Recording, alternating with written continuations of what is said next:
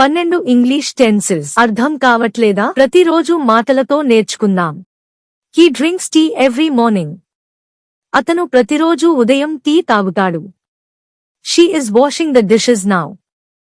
ఆమె ఇప్పుడు గిన్నెలు కడుగుతోంది. They have already cleaned the room. వారు ఇప్పటికే గదిని శుభ్రం చేశారు. We have been waiting for the bus for an hour. మేము 1 గంట నుండి బస్సు కోసం వేచి ఉన్నాము. Rahul bought a new phone yesterday. Rahul నిన్న కొత్త ఫోన్ కొన్నాడు. It was raining at 5 PM. సాయంత్రం 5 గంటలకు వర్షం పడుతోంది. The train had left before I reached. నేను వెళ్లేసరికే రైలు వెళ్లిపోయింది.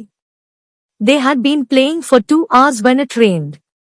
వర్షం పడినప్పుడు వారు 2 గంటలుగా ఆడుతున్నారు. I will call you tomorrow.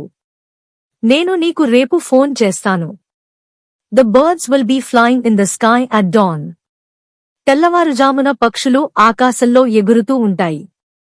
She will have cooked dinner by 8 PM. ఆమె రాత్రి 8 గంటలకల్లా వంట పూర్తి చేస్తుంది. We will have been living here for 10 years by next July.